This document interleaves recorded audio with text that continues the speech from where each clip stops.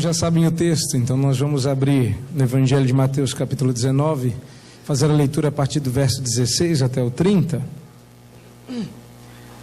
Como já foi adiantado, eu vou além da história do jovem rico, indo até a explicação deste evento.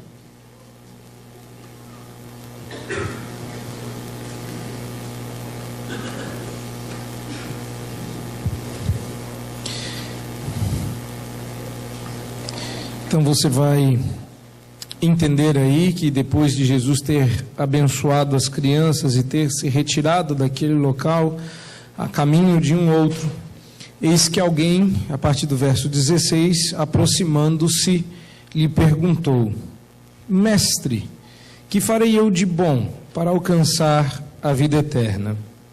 Respondeu-lhe Jesus: Por que me perguntas acerca do que é bom?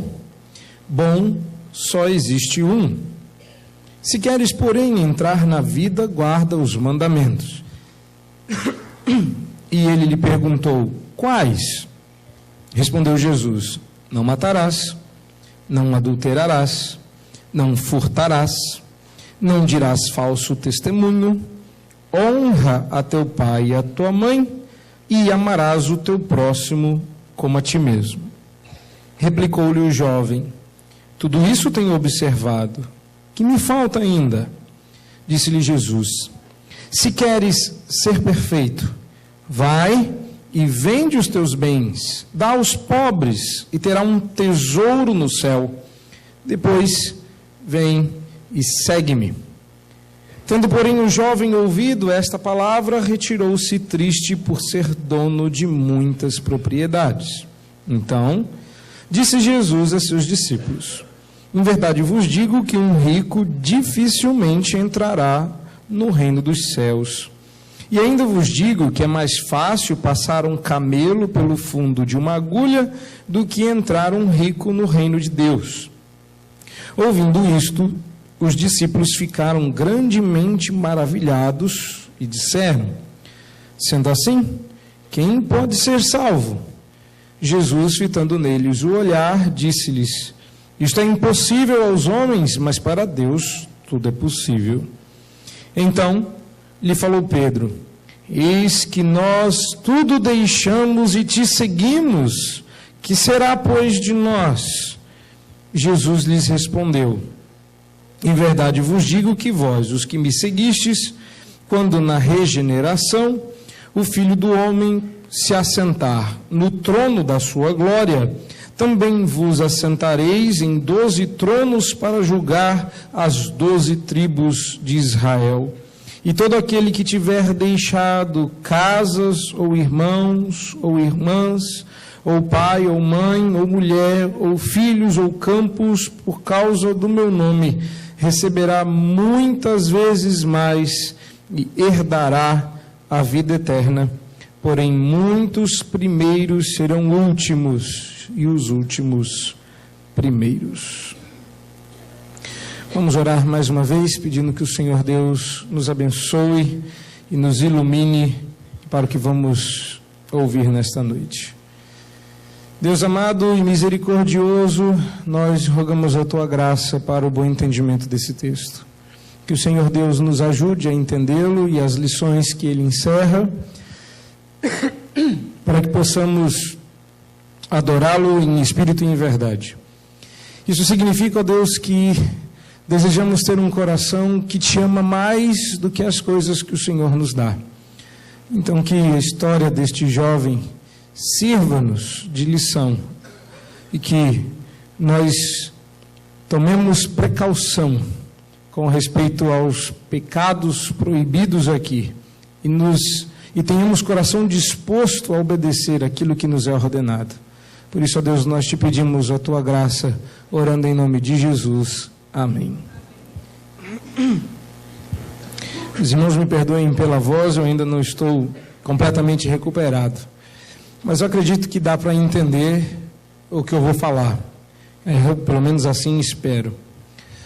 Eu gostaria de perguntar a você essa noite: o que é mais importante para você? Qual que é o seu brinquedo? Se as crianças, em termos de valores, pensam na qualidade dos seus brinquedos, nós pensamos na qualidade da nossa conta bancária. O que é mais importante para você? Eu sei que essa é uma pergunta muito fácil de responder se você quiser responder o que é certo. Mas se você quiser responder de verdade essa pergunta, de coração, o coração é mais complicado de vasculhar. No coração, eu não sei se vocês sabem, eu não sei se você me visita essa noite, se faz tempo que você não vem, ou se você já esqueceu disso, eu quero te relembrar. Dentro do seu coração, e é bom que as crianças também prestem atenção, dentro do seu coraçãozinho mora um bichinho malvado, faz muito mal para você. E ele gosta de dar ordens como se ele fosse Deus. Isso serve para você também, adulto. Esse mesmo bichinho que habita no coração das crianças mora no seu coração. E lá ele gosta de sentar-se numa poltrona espaçosa, igual um trono de um rei. E ele gosta de dar lá de cima ordens. E o que é curioso é que você obedece. O nome desse bichinho malvado é ídolo. Gravaram? Ídolo. Um ídolo é alguém que acha que é Deus e manda no seu coração. E você, onde entra? Bom, Lutero, muito interessantemente, vai dizer que nós somos como burrinhos, não um burro de falta de inteligência, mas como aquele animal, o jegue, o burro. E ele vai sendo guiado à medida que quem monta em cima dele manda.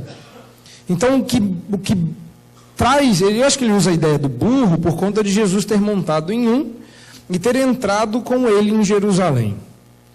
E muitas vezes nós achamos que as glórias e hosanas e palmas são para nós. E nós somos apenas o burrinho que carrega Jesus. Mas muitas vezes nós somos o burrinho que carrega Satanás, pelos seus emissários, os ídolos que moram lá no seu coração. Por que eu comecei o sermão assim? Porque eu acho que tem mais aqui do que simplesmente dizer que cuidado com o dinheiro. Não. Dinheiro não é ruim. Dinheiro não é o mal. Dinheiro não é pecado. Ter dinheiro não é ruim. Eu sei que a gente não sabe o que é isso. Se você sabe o que é isso, glória a Deus. Que bom ver que a igreja sabe como é bom ter dinheiro. Mas a Bíblia diz que a raiz de todos os males não é o dinheiro, mas o amor ao dinheiro. E esse era justamente o problema daquele jovem. Talvez não tão jovem assim, mas jovem o suficiente para ser considerado um jovem. Ele era um homem rico. E não cabe aqui descobrir, vasculhar ou imaginar as razões para a riqueza desse jovem. O fato é que ele era um completo desconhecido até que ele se, de certa forma, se identificasse. Os discípulos não sabiam nada a respeito dele. Quem sabia que ele era rico era Jesus. Repare que esse jovem não se apresenta dizendo: oi, muito prazer, eu sou um jovem rico. Olharam para o texto? Vocês estão com ele aberto? Vocês vão ver que esse homem permaneceu incógnito. Não sabemos quem ele é. Mateus diz que um alguém apareceu. E por falta de um nome, Mateus se refere a ele como o jovem. Um alguém pergunta. Ele não é muito bem determinado. O jovem, no verso 20. Nós só sabemos que este jovem que se aproxima, esse desconhecido de pouca idade, é rico, porque quando Jesus enfrenta os seus ídolos do coração, no verso 22, fica claro o motivo. E é possível que Mateus escreva o verso 22, muito tempo depois do episódio, porque entendeu a partir da explicação do verso 23. O verso 23, quando Jesus vira e diz assim: olha, Em verdade vos digo que um rico dificilmente entra no céu. Cai a ficha. Ah, então um jovem era rico. Ah, então a explicação vem para ajudar. Então a gente tem que perder um pouco dessa mística e olhar o texto em uma única dimensão. Esse texto já foi tridimensional um dia. Isso foi um fato que aconteceu. Jesus está caminhando com os seus discípulos. E alguém que caminhava com Jesus, alguém que estava acompanhando Jesus, a gente sabe que este jovem já está há algum tempo andando com Jesus, porque a linguagem de todo esse texto pressupõe o Sermão do Monte. É muito interessante isso. Esse jovem estava ouvindo o Sermão do Monte, e muito provavelmente, depois daquele Sermão do Monte, passou a seguir Jesus. Repare que Jesus não vai explicar muita coisa. Jesus, por exemplo, não diz quem é o bom. Você percebeu aí, no verso 17? Bom, só existe um. Isso aí. Bom, é aquele lá. Depois, ele diz lá no verso 21, faz duas alusões diretas ao que ele pregou lá no capítulo 5 a 7 de Mateus. Ele diz, se quiseres ou se queres ser perfeito. Ele já estava claro, ele tinha falado a respeito da perfeição no cumprimento da lei. Esse era o tema do Sermão do Monte. A lei vem sendo cumprida sim, mas se você quiser ser perfeito, é por aqui que você deve caminhar. E, novamente, ainda neste versículo 21, Jesus diz que se ele fizer o que for exigido, ele terá um tesouro no céu. E é justamente esse o ponto dos textos que nós lemos esta noite. Se você tem que juntar tesouro, que seja no céu. Às vezes a gente pergunta, mas como? Eu sei que eu tenho que juntar tesouro no céu, mas como? E lá está um jovem que tinha tudo na mão para ter um tesouro no céu. Bastará que você venda todas as suas coisas e me siga, e você terá um tesouro no céu. Não era tudo que esse menino queria? Parece que sim, mas a resposta é não, não é. Diz o texto que o rapaz, depois de ter ouvido esta palavra, olha que curioso, não estas palavras, mas esta palavra, retirou-se triste por ser dono de muitas propriedades. Acho que esse rapaz era dono de mais coisa. Ele também era dono da razão. Por mais que esse texto possa ser dividido de outra forma, eu quero apresentar uma outra estrutura. Então, só para não dizer que não falei das flores, quero que você entenda uma coisa. Do verso 16 ao 22, o que você tem aí é o relato, o contar de uma história que aconteceu. Do verso 23 em diante, você tem a explicação que Jesus dá desse fato em dois momentos. Ele vai aí do verso 23 até o final do verso 26, e no verso 27 você tem uma espécie de dobradiça que dá continuidade ao texto. Ou seja, Pedro provoca aí uma nova lição, uma segunda explicação. Por que eu estou dizendo isso? Se você comparar a resposta de Jesus no verso 23, eu preciso que você veja, eu estou falando números aqui, preciso que você olhe para o texto, tá? Se você não tem uma Bíblia, pega aí, compartilha com alguém, todo mundo tem que ver o que eu estou falando. Então, se você olhar o verso 23 e você comparar com o verso 28, você vai ver que os dois começam, as duas respostas de Jesus começam com a palavra amém. Na sua Bíblia traduzido com em verdade vos digo. Então Jesus diz, amém, digo, né? Em verdade vos digo. Então Jesus dá duas explicações. Então temos uma história, duas explicações. Mas eu quero propor, porque é um sermão, é uma pregação, vou pregar nesse texto, então eu quero propor a você uma estrutura que leva isso em consideração, mas encontra dois momentos nessa história. Num primeiro momento, nós temos o rapaz perguntando o que ele deve fazer, e a questão dos mandamentos.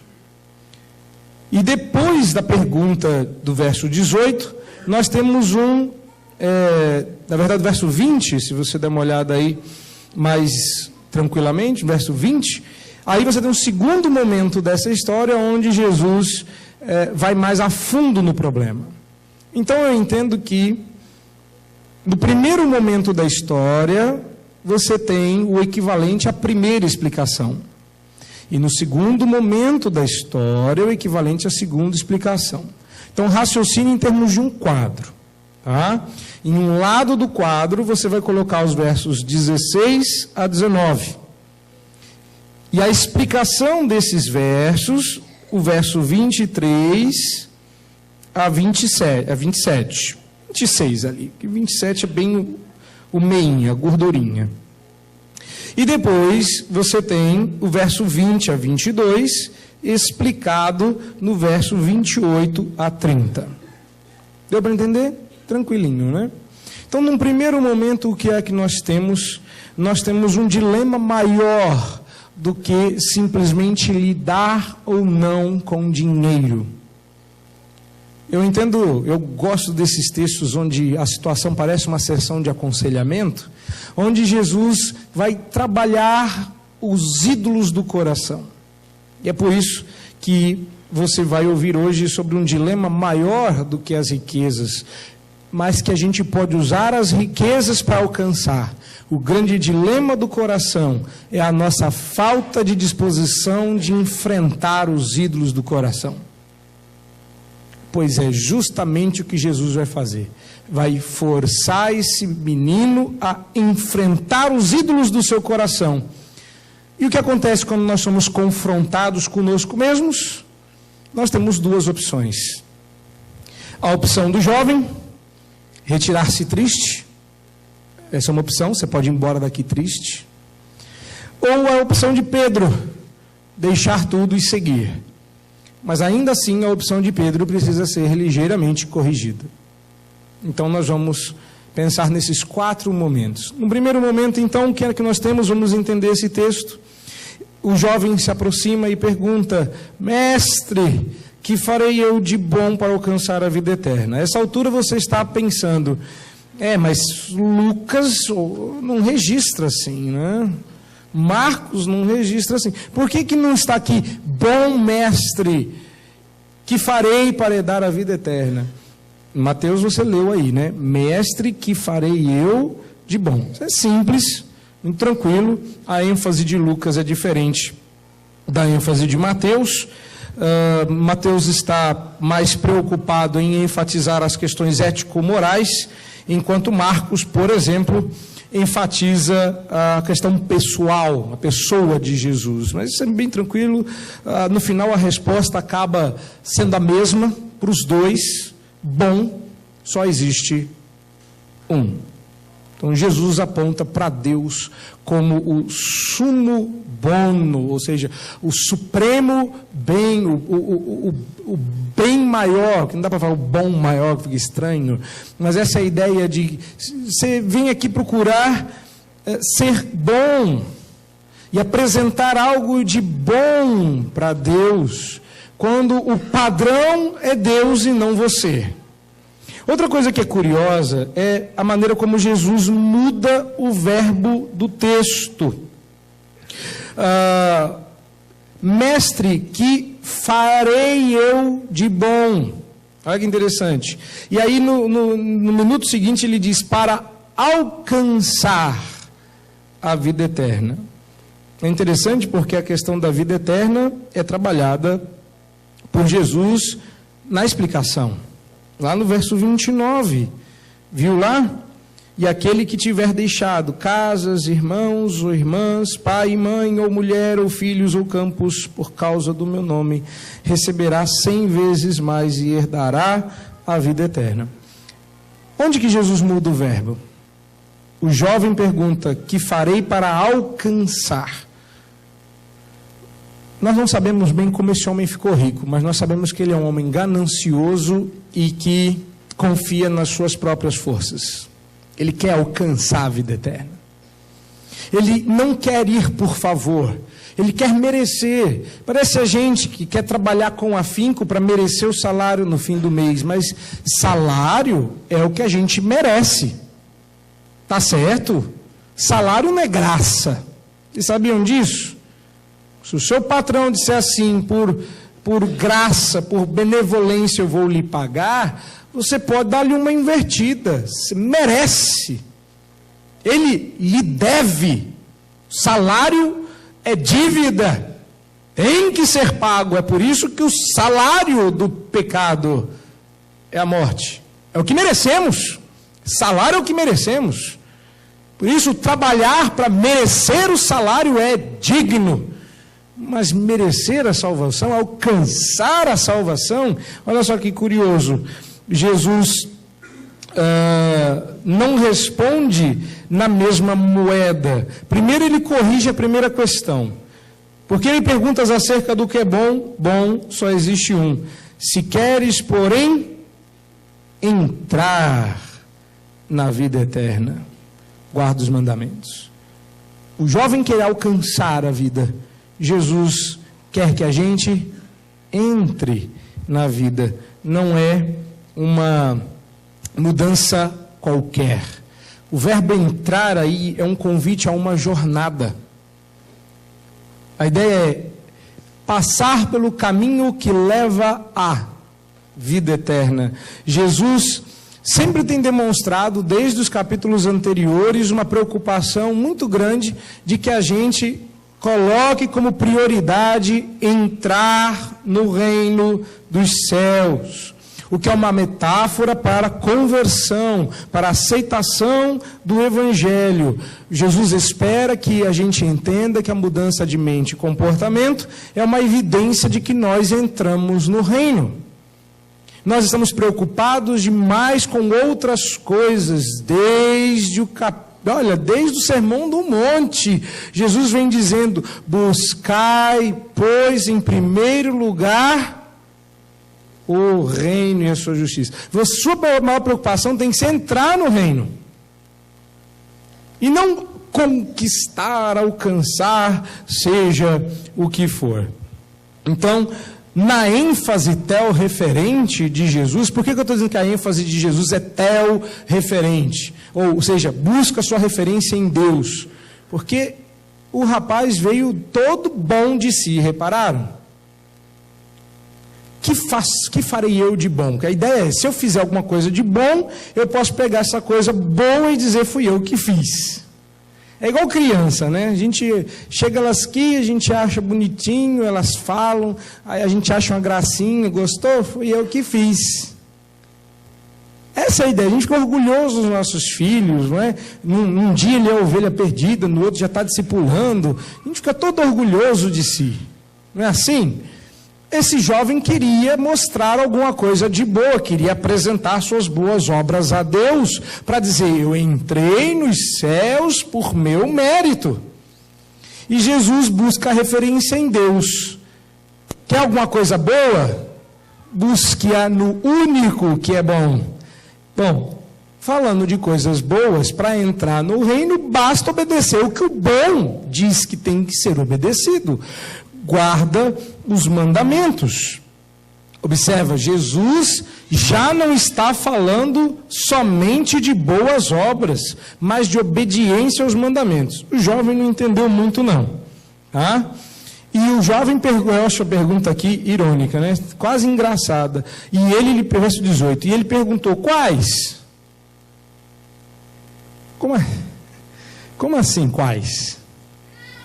Esse jovem devia ser assim, Senhor, já sou rico, já sou obediente, já sou humilde. O que esse rapaz queria era paz. Porque Jesus perguntou, ele perguntou para Jesus, melhor dizendo, como é que eu faço para ir para o céu? Você não faz, meu querido, você entra no céu guardando os mandamentos. Quais? Aí você vai perguntar, como assim quais? Porque a pergunta dele pressupõe, os quais aqui, pressupõe a próxima pergunta. Verso 20. Quais? Jesus diz, essa aqui, ó, essa tábua da lei aqui, a que diz respeito ao próximo, aquela que todo mundo pode ver, aquela que dá para todo mundo ver, que você está doido para mostrar para os outros. Pois é, aí ele diz assim: tudo isso tenho observado, que me falta ainda. Já imaginou? Esse aqui é o rapaz que estava procurando para casar com a sua filha. O que ele deve ser para casar com a minha filha? Esse cara aqui. Obedece os mandamentos. Mas quais? Está faltando?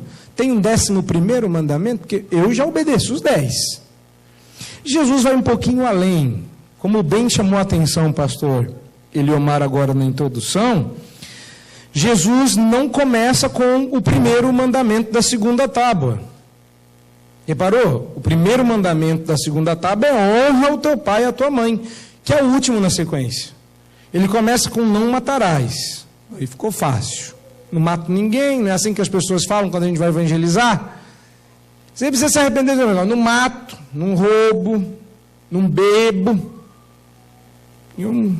Eu dissimulo, manipulo, minto de vez em quando. Quando eu odeio alguém, eu não falo. Eu sou uma pessoa visivelmente boa. E o que eu acho curiosíssimo é Jesus citar Levítico 19, 18. Acho que você devia dar uma olhada lá em Levítico 19, 18 e conferir que amará o teu próximo como a ti mesmo estava na Bíblia. Não é Jesus que resume. Jesus usa a lei para resumir a lei. Isso é fantástico em Jesus. Até na hora de resumir a lei, ele vai usar a própria lei. Ou seja, ao resumir a tábua a segunda tábua, a tábua referente aos mandamentos em relação ao homem, ele vai usar Levítico 19, 18. Se você já achou, você vai ver aí que amará o teu próximo como a ti mesmo está lá. Viram? Não está lá? Exatamente. E ele termina com honra ao teu pai e à tua mãe, porque honrar pai e mãe aponta para a autoridade. Não só para pai e mãe, mas para Deus como autoridade. Jesus está aos pouquinhos cavando o coração desse jovem em sua profundidade. Então, nesse primeiro aspecto, Jesus já nos aponta que a salvação não seria pelas obras, a salvação não é algo que a gente conquista, os mandamentos só servem para nos mostrar o nosso pecado.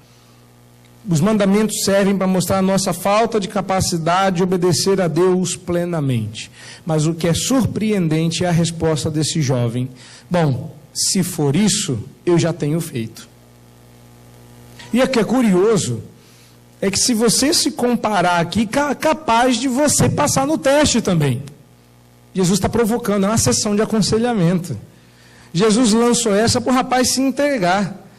Dá uma olhadinha aí. Vê se você não passa. Quem aqui já matou? Já pensou se alguém levanta a mão? Eu saí da penitenciária recentemente. Matar, nunca matei. Adulterar, não, até agora ninguém descobriu. Era uma piada, irmãos. O povo ficou tenso, né? Não furtarás. Já devolvi. Não dirás falsos testemunhos, sem ninguém isso, então não posso ter quebrado. Honra o teu pai e tua mãe, estamos aí, tranquilo, aqui. Amará o teu próximo como a ti mesmo, é fácil, não tendo que amar o próximo como eu amo a Deus, está tranquilo. Capaz de você passar nesse teste, aparentemente. Mas Jesus não estava verificando se o jovem rico estava obedecendo a lei. Não perca o foco. Qual é o foco desse texto? É o coração. Jesus quer que o ídolo do rapaz caia na mesa. Esse jovem não veio em busca de chancela, de carimbo, ele quer paz. Eu sou legalista, eu faço tudo para todo mundo ver, porque eu quero ser louvado pelas minhas boas obras. Então, que farei eu de bom? Obedece os mandamentos. E Jesus dá na mão os mandamentos que ele sabe que ele pode observar. E aí ele diz, em outras palavras, isso aqui é bem orgulhoso, verso 20, mas é tão digno de pena, é tão deprimente. É como se esse jovem dissesse: mas Senhor, se é para obedecer isso, e eu tenho feito isso, por que é que eu não me sinto em paz? Por que é que eu não consigo descansar o meu coração? Por que é que eu não me sinto o máximo? Por que é que eu não me sinto por cima da carne seca? Se fosse aí, eu tenho feito. E por que é que eu não consigo ir embora tranquilo? E Jesus pode dizer assim: jovem, sabe por quê? Porque a verdade é que tu ama mais as tuas riquezas, ama mais as tuas posses, você as ama como deveria amar a Deus. Suas riquezas são um ídolo para você. Mas Jesus é um conselheiro. É Ele que nos ensina a fazer aconselhamento bíblico. E ao invés de dizer, querido, tu é um idólatra e você adora as suas riquezas, Jesus aperta a cabeça do ídolo para dentro do coração. Sabe quando você tem uma ferida? Uma vez eu estava jogando bola com o meu irmão. Eu não gosto de jogar bola por causa disso. Eu tenho um histórico, meus dedos, nos dedões do pé, tem um histórico muito ruim com o chão, quando a gente soma a isso uma bola. Então eu me lembro quando meu pai me deu uma bola e eu chutei o chão, acabou o dia, ficou a cabeça do dedo desse tamanho, horroroso. Aí eu fui tentar de novo, meu irmão gostava de futebol, ele era um ser humano normal, eu que não sou, fui dar um chute na bola, entrou uma farpa do taco de casa dentro do peito do pé. E é pior do que você está imaginando, porque durante alguns dias aquela farpa ficou dentro do meu pé. Então toda vez que eu pisava, a farpa subia e os olhos desciam, o semblante descaía. Me parece que quando Jesus toca na questão, ele não precisa dizer, tem uma farpa no seu pé. Ele apenas diz, pisa com o pé direito.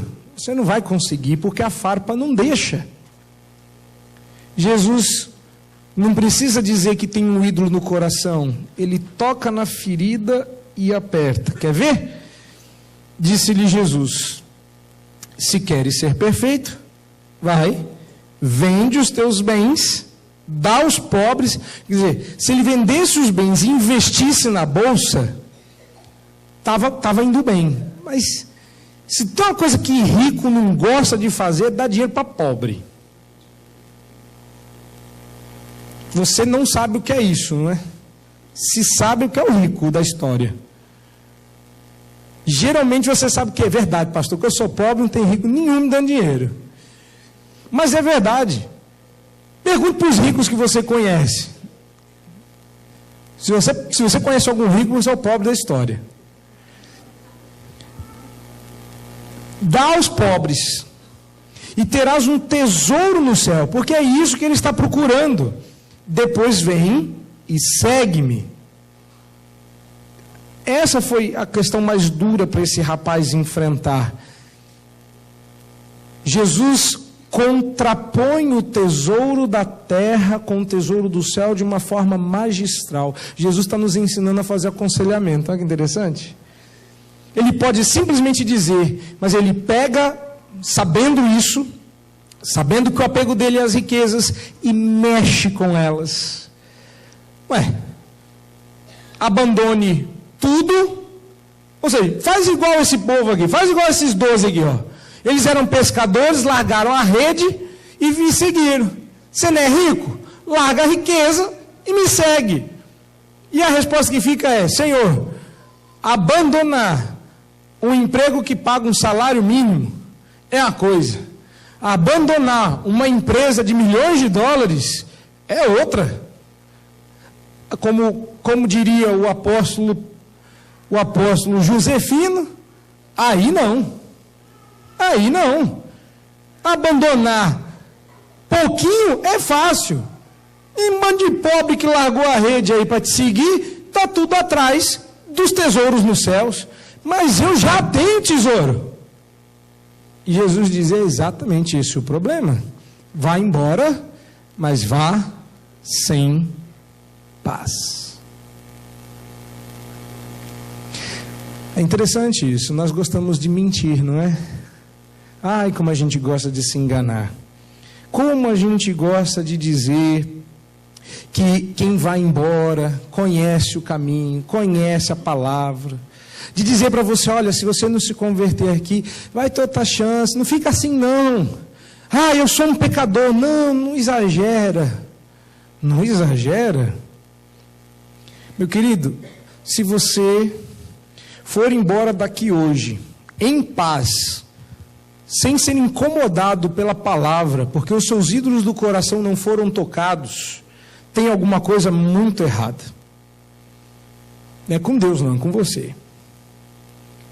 Ou você fica, ou você diz, eu não quero sair daqui se não for batizado, eu quero entrar no reino, ou então você vai embora triste, mas tem que incomodar. E é por isso que, vez por outra, a gente aqui do púlpito tem que tocar algumas feridas e a gente aperta sem muita dó, porque se não doer, significa que não alcançou o ídolo do coração.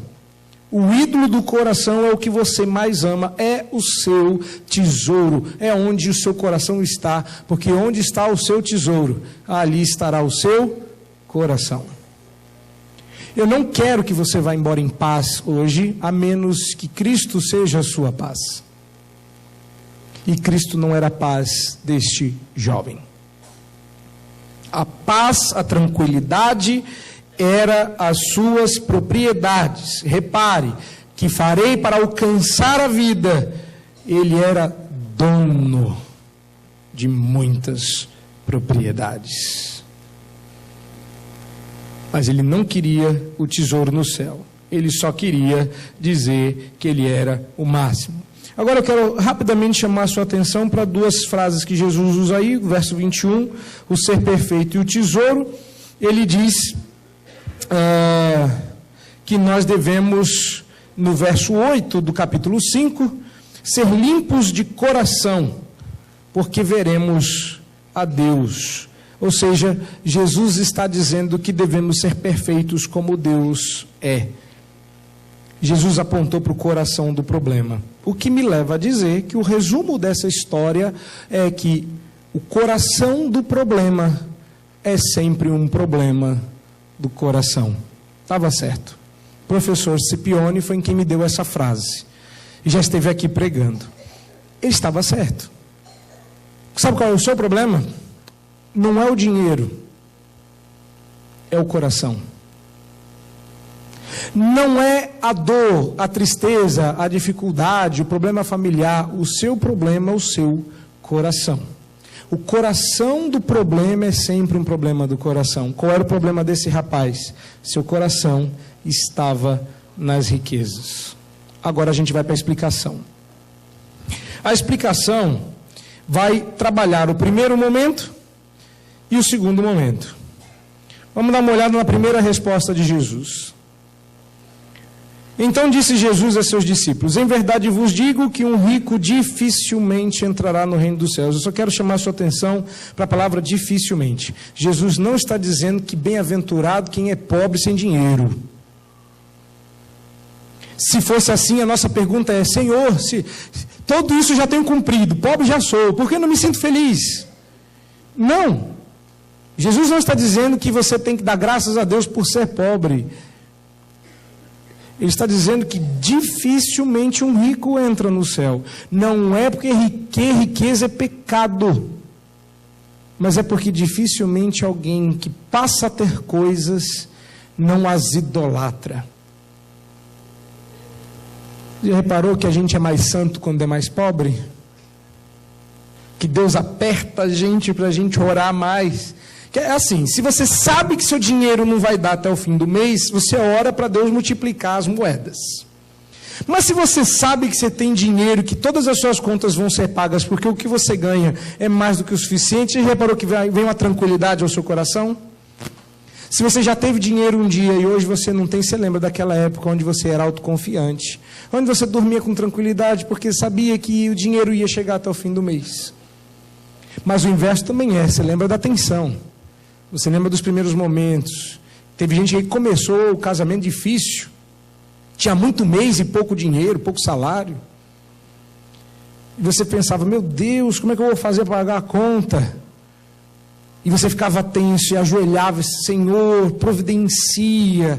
Aí milagrosamente alguém era tocado e aparecia na sua casa com a cesta básica. E você falava, ó, Deus, foi o Senhor que atendeu a minha oração. Parece aquele rapaz que estava no celeiro, no andar de cima, tropeçou e gritou, Senhor, me salva. Aí a blusa dele prende no gancho e falou, Senhor, não precisa não que o gancho pegou aqui, tá tranquilo. Esse é um jovem rico. Eu não tenho paz, mas eu tenho tanto dinheiro. O que está faltando para mim? Jesus disse, está faltando se abrir mão, enfrentar o fato de que você tem um ídolo enorme dentro do seu coração. Você ama as riquezas mais que Deus. E todos nós temos que enfrentar aqui esta noite que há algo no seu coração que você ama mais que Deus. Seja o prazer, seja a glória, seja a fama, seja a riqueza. Diga qualquer coisa, pode ser até o seu brinquedo, como disse o pastor. Algo de que você não abriria a mão para seguir a Cristo. O que você daria para ter? Tem gente que deu um rim para ter um negocinho desse na mão. Que absurdo. Aqui não vale tudo isso não. Prefiro o rim. E é bom ter, claro que é. Recomendo. Quando falta luz, ele que livra a nossa cara. Mas se o senhor não tiver um negócio desse, você prega? Prego, por isso que eu sempre deixo aqui uma Bíblia que nunca acaba bateria, ó. Porque se acabar a bateria desse aqui, tem essa. E o sermão? Se o camarada não sabe o que vai pregar, se ele não preparou o texto, se o sermão não está aqui, não adianta nada ter os bolsos aqui. Claro que eu estou olhando para os meus bolsos, que de besta me basta a cara. Vamos olhar. Qual que é a resposta então de Jesus? Ser rico é pecado? Não. Ser idólatra é. Dificilmente um rico entrará no reino dos céus. E ainda vos digo que é mais fácil passar um camelo pelo fundo de uma agulha do que entrar um rico no reino dos céus. Jesus não está dizendo que a questão do rico é única. É que eles não sabiam que o jovem era rico. Mas aqui entra aquela questão, o tal do fundo do agulha, do olho da agulha. Aí começam as especulações, não é? Porque o fundo da agulha, olha, eu já ouvi isso aí, sabia? Explicação liberal, eu me lembro de estar sentado nos primeiros bancos, eu era uma criança ainda, por isso que eu chamo as crianças aqui, elas gravam essas coisas. Eu me lembro quando o pastor explicou que tinha um buraco no muro de Jerusalém, que era desse tamanquinho, e que para entrar o camelo tinha que ajoelhar e entrar de joelho, e era uma coisa difícil de fazer. Eu me lembro disso. E que chamavam aquele buraco no muro de agulha, que era muito difícil de entrar. Aí você vai estudar e descobre que nunca existiu esse tal de buraco da agulha. E que na verdade até existiu, mas foi assim tipo 50 anos depois que Jesus morreu. Então Jesus não está usando um conto popular. Jesus está dizendo que tem um negócio de metal, assim, compridinho, que usa para costurar, que quem é míope, vesgo e seja lá o que for, eu custo para acertar aquele negócio, para passar a linha na agulha. Ele disse, é mais fácil.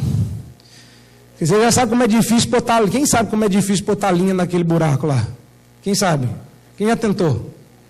É fácil? Está dizendo lá em cima que é moleza, hein? Facinho. É fácil? Não. Jesus está dizendo, é mais fácil você pegar um camelo, mirar no buraco da agulha e acertar, do que entrar um rico no reino dos céus. Se você ser mais novinho aí, você deve ter assistido alguns do Madagascar.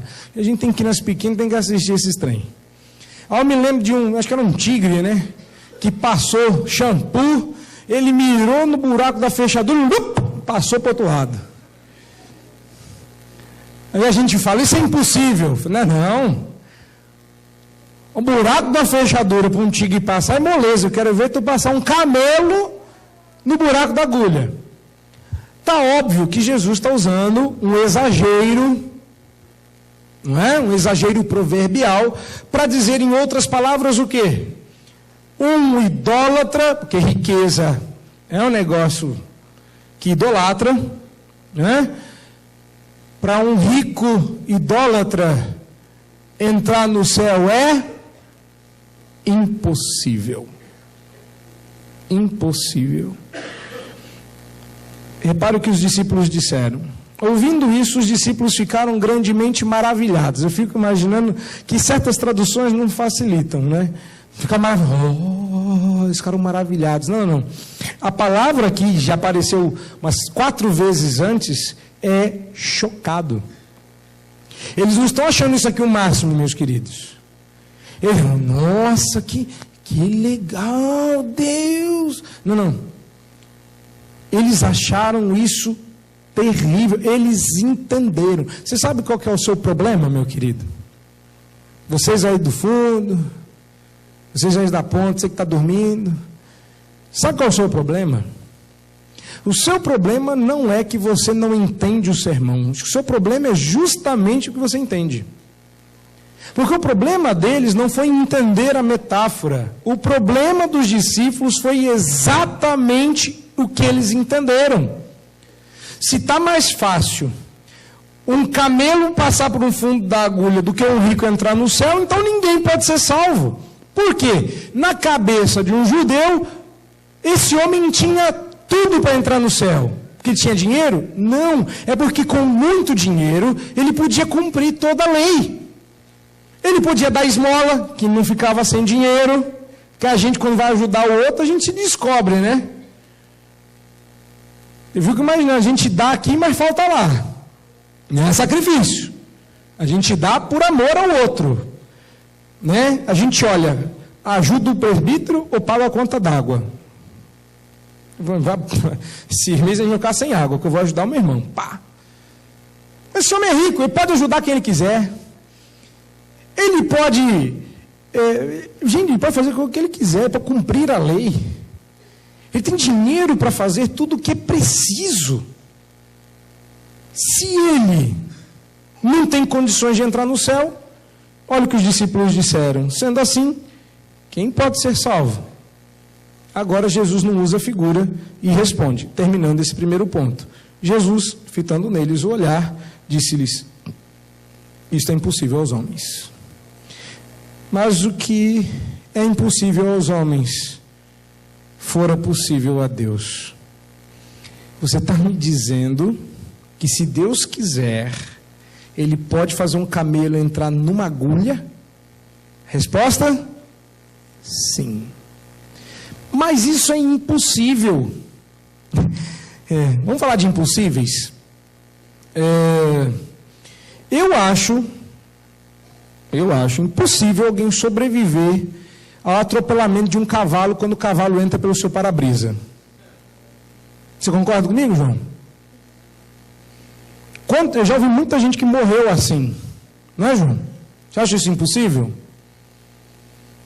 Eu acho impossível. Se isso é impossível, o João está morto. Então, essa alma que toca o baixo... Mas é impossível, certo? O que as pessoas disseram quando viram o seu carro? O cara morreu. Aí você, mas esse cara sou eu.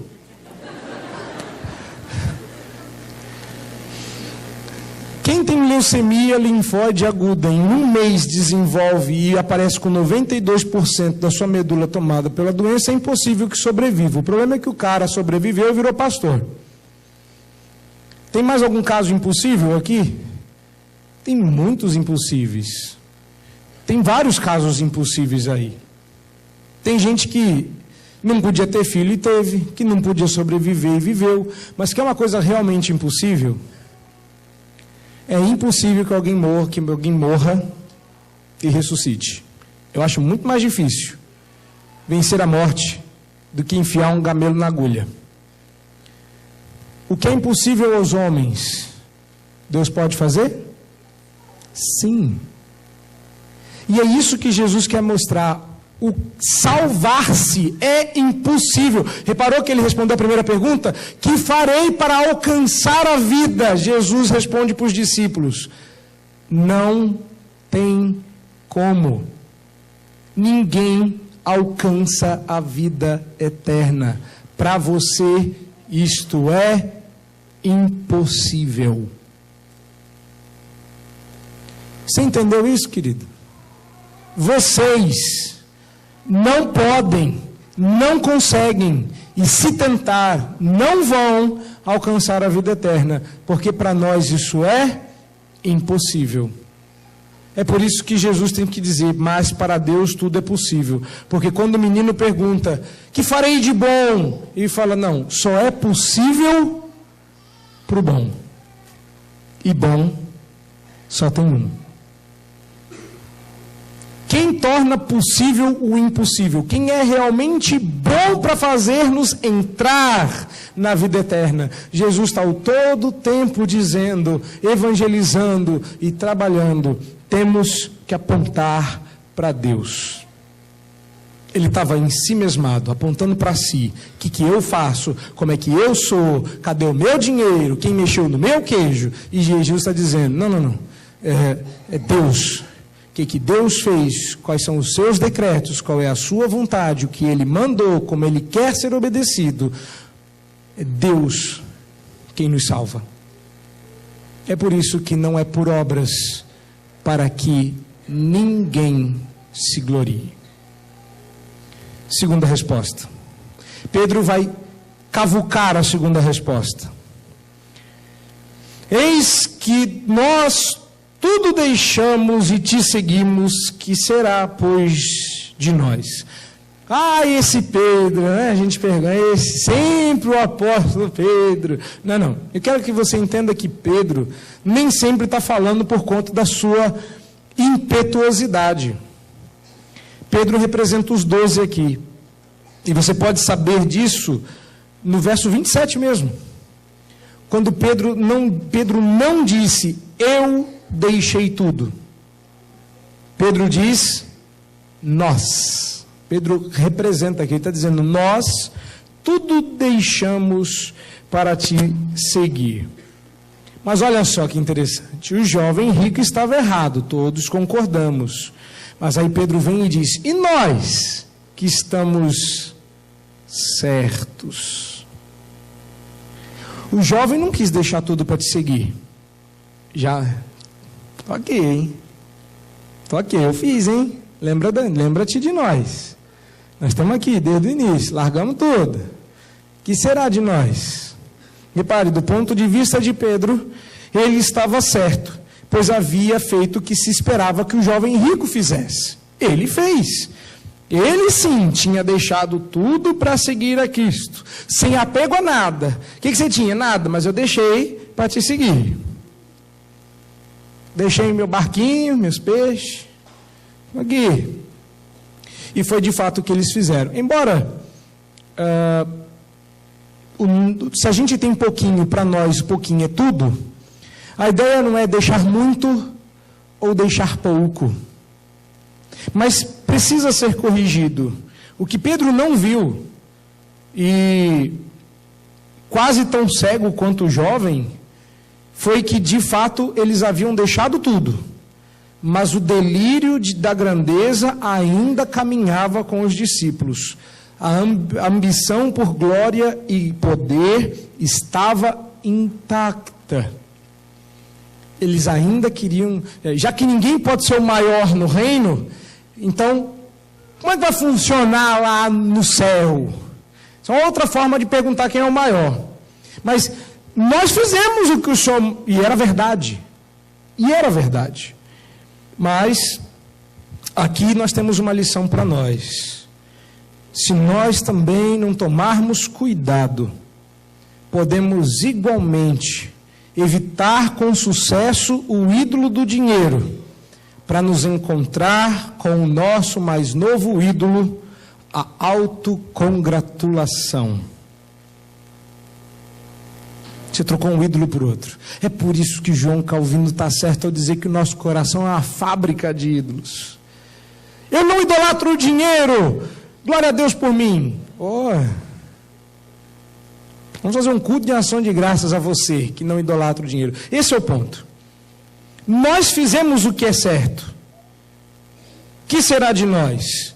E Jesus vai corrigir essa resposta, essa pergunta de Pedro, mostrando para eles que a salvação não vai ser, o galardão final não vai ser dado agora. Em verdade vos digo, os que me seguistes, quando na regeneração, Deus, aqui a palavra só aparece 2 vezes em toda a Bíblia, não é muito difícil de entender. Regeneração, a ideia é de renovação. Quando da renovação, quando se fizerem novas todas as coisas, o Filho do Homem se assentar no trono da sua glória, também vos assentareis em 12 tronos para julgar as 12 tribos de Israel. Gente, então quer dizer que no final, só no final do final, sim, eles estão preocupados demais em aparecer no reino. Vocês receberão essa glória, mas só quando eu for glorificado. Repare que de novo Jesus parte da referência em Deus. O Filho do Homem se assenta no trono e vocês se assentam em tronos com ele. Paulo vai dizer que nós reinaremos com Cristo. É daqui que Paulo tira essa ideia. E todo aquele que tiver deixado casas, como eles deixaram, irmãos ou irmãs, reparou? Esse texto aqui resume muito do que você viu nesse evangelho. Os irmãos e as irmãs de Jesus, sua mãe, tentando prendê-lo, achando que ele é louco. Repare, Jesus passou por isso. Podemos muito facilmente pressupor que os demais passaram coisa semelhante. Pelo menos aquela reprimenda: você é louco, você pertence àquela igreja, é um bando disso, é um bando daquilo, naquela igreja só tem esse bando de gente aí, rapaz. Pois é, todo mundo tem que ouvir um pouquinho disso. E Jesus disse: se você largou todas essas coisas para trás, por causa do meu nome, receberá muitas vezes mais, no original 100 vezes mais, e herdará a vida eterna. Olha que interessante, aqui nós chegamos na vida eterna, e é isso que Jesus está fazendo, a grande inversão.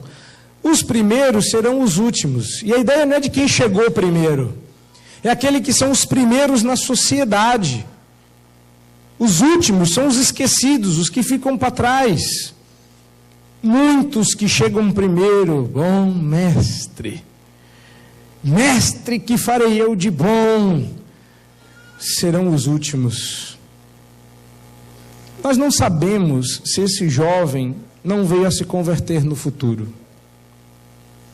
Não sabemos. Mas o que nós sabemos é que aqueles últimos, os que largaram o barquinho velho, o cheiro de peixe, a lida sofrida, que não é tão glamourosa como ser dono de muitas propriedades. Esta semana, foi ontem, eu estava com meu pai e ele contava de um amigo em comum, um dentista que ele conheceu, que era um homem muito rico e era dono de 25 propriedades alugadas na cidade de São Paulo. Já pensou? Eu fiquei pensando, quanto dinheiro é preciso para comprar 25 propriedades e 50, não é 25?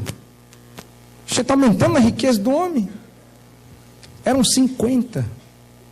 Não mexe com o meu ídolo, não, irmã. 50 propriedades. E você está aí lutando para ter a sua. Não é? Eu me lembro, não vou dizer a ocasião, mas estávamos numa ocasião, repare como a nossa realidade é diferente. Já não é tão jovem, dizia assim: olha o meu quintal, tem gente que não tem isso como casa. Meu quintal tem tantos metros. Tem gente que não tem isso como casa. Aí vem um de nós aqui, um pobrezinho que vai casar agora esse ano, diz assim: pois é, meu apartamento tem a metragem do seu quintal. A parte, só o quintal do Romero, o apartamento. Não vou falar quem é não, né, querido? Aí Jesus, quem largou o que parece pouco importância, esses se assentarão em tronos, serão os primeiros. Lembra que no Sermão do Monte Jesus disse que o Pai vem em secreto, mas recompensa em público? Se você quer ser reconhecido demais em público, não vai acontecer. Você já vai ter o que você quer aqui. Mas se você fizer de verdade, seja pouco, seja muito, tudo deixamos por ti para cumprir o teu chamar. Tudo pode ser pouco, pode ser muito, mas tudo foi deixado para trás, por amor de Jesus. Resumo, nós estamos lidando com ídolos do coração. E onde está o teu tesouro, ali estará o teu coração. É essa a resposta, a última resposta de Jesus. Onde está o seu grande tesouro? Se depois da regeneração ou antes dela. Se você quiser ser honrado aqui, Jesus diz: fica à vontade, mas não queira mais nada além disso. Mas se você estiver disposto a deixar tudo por amor do meu nome. O que é deixar tudo? Às vezes é deixar um emprego, porque esse emprego depõe contra a sua fé, ou não lhe permite servir a Deus, ou não lhe permite servir a sua família como serviço a Deus, ou que leva você ao pecado. Às vezes é abandonar o pecado do coração, abandonar um gosto, abandonar um relacionamento. Tem gente que entesoura tanto um relacionamento que não larga o pretendido ou a pretendida, mas quer que Deus o abençoe. Eu não sei qual é o seu tesouro, eu não sei qual é o seu ídolo, mas essa noite eu te convido a enfrentá-lo. Não vai ser fácil, eu vou adiantar. Provavelmente você vai precisar de ajuda. Mas aqui é uma igreja. A gente ajuda pessoas a viver sem ídolos, mas a andar com Deus. Fácil? Bom, fácil não foi. Certamente deixaram suas redes, o seu pão e a sua vida, e seguiram a Jesus. Fácil não foi, mas a recompensa veio. Hoje eles já estão assentados nesses tronos, julgando as 12 tribos. E você também estará. Reinaremos com Cristo. Mas só no dia da regeneração, só quando o Filho do Homem se assentar no seu trono? Pois é. Por isso que eu perguntei: onde está o seu tesouro? Ninguém está convidando você para entrar numa jornada fácil. Nós só estamos convidando você a entrar numa jornada que vale a pena. Não vá embora daqui triste, porque você ama mais o que tem do que o que Deus te oferece. Mude de vida, decida fazer isso agora, declare guerra, não aperte o ídolo para dentro. Puxa. No final daquela historinha da farpa no pé, eu passei alguns dias com aquilo no pé, porque eu não sabia que a farpa estava lá.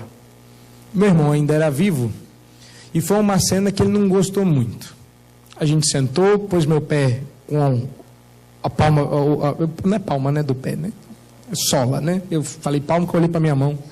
A sola do pé virado para cima, ele segurou o meu pé de um lado, eu segurei do outro, enfiei um alicate lá dentro, alcancei a madeirinha e vim puxando. Olha, não doía tanto, mas não sangrava. O ferimento estava aberto, mas não sangrava. É curioso que quando eu tirei a farpa, o sangue começou a sair. Olha, Pode ser que você sangre mais depois que a farpa sair. Vale a pena. Eu poderia ter perdido o pé. Hoje ele não dói e a ferida fechou. Eu não vou mexer porque eu não quero ver sangue. Pois Jesus está te convidando. Dê o sangue, mas livre-se da dor. Vá embora em paz. Diferente do jovem. Que você derrame sangue, mas não desperdice sua vida. Deus te abençoe em Cristo Jesus. Amém.